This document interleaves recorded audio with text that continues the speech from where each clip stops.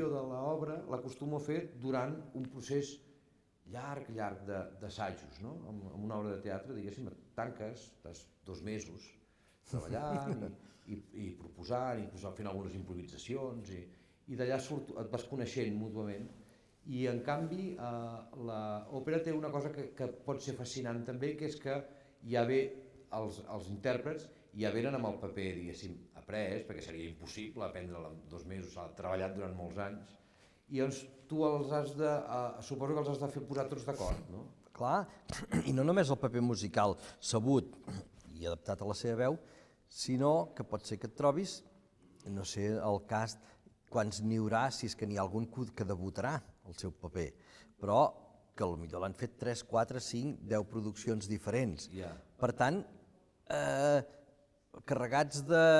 o sigui, amb un prejudici, diguem, o amb una previsió, diguem, i fins i tot amb alguns tics, perquè allò que li va anar molt bé amb aquella producció intentarà reproduir-ho perquè també li vagi bé aquí, i potser no s'ajusta, potser t'han fet un personatge, ho va fer un que la gràcia estava en què gesticulava molt i a tu no vols que gesticuli gens. És per posar un exemple, no? Però o potser han fet un tipus de personatges que es toquen molt, que hi ha contacte físic i tu no el vols. Clar, la reina de la nit, no sé si la faràs molt dolenta o no tan dolenta. És un dels grans dubtes, no?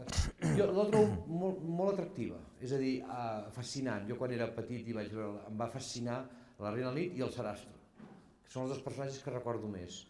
Potser el Sarastro perquè és un baix... El poder, et va fascinar el poder. Em va fascinar ostres, és veritat, I en canvi el papaguer no el recordo especialment. De les fotos màgiques que jo havia vist de petit... Ni la del llibre, perquè tot el focus estava posat... La del llibre sí, l'Omar, sí. Però això seria... Jo la del llibre la vaig percebre com una obra de teatre, amb música i cantada, però jo en el meu cap, jo era bastant petit, no sé quants anys tenia exactament, però recordo una obra de teatre i, en canvi, anar-la a veure al Liceu i després meus pares vaig tenir la sort que em van dur a veure-la a Salzburg, allà al festival, recordo la grandesa, la fastuositat, la majestuositat, de dir, ara estem fent una cosa important, d'una cosa molt important de la nostra cultura, que ens uneix a tots i que estem aquí, no com una lògia masònica, però una mica, sí, un grup de gent, una societat que rendeix, es troba...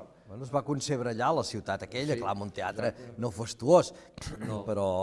No, però en canvi la música amb el temps l'ha portat a poder-se també fer fastuós.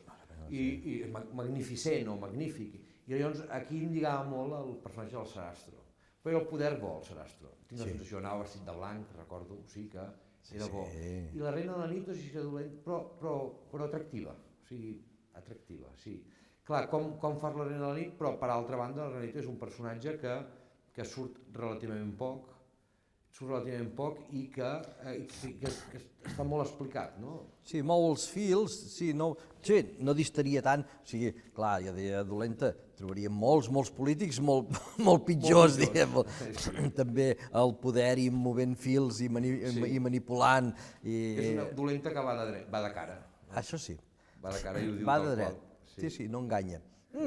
Tot i que fa comèdia, jo no sé com faràs la primera àrea, però la primera àrea és molt curiosa, perquè la primera àrea fa teatre, o sigui, fa veure que està molt desolada, fa veure que està molt afectada, i no n'està, el que vol és convèncer aquell pobre xicot perquè l'ajudi amb els seus objectius.